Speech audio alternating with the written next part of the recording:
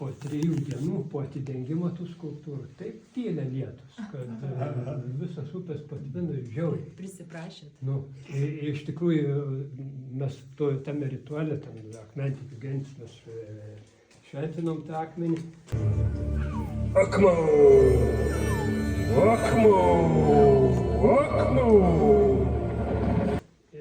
Į tą ritualą užmiršom atsinešti ir kibirus vandens. Ir nuo to ritualo metu paprašiau, kad Dievaitis pats kaip ir klauso, palaistė, bet tai palaistė, kad žmonės pradėjo buvo iš tikrųjų kiemai tvinti ir aš pats važiavau ir net filmuoti medžiagų padariau į sekančią dieną, būtent tai palaistė.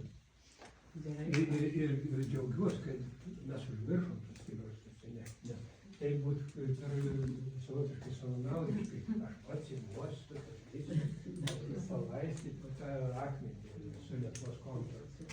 Čia neturėjo, tai būtų pats Dievaitis. Dievo viskas. Taip,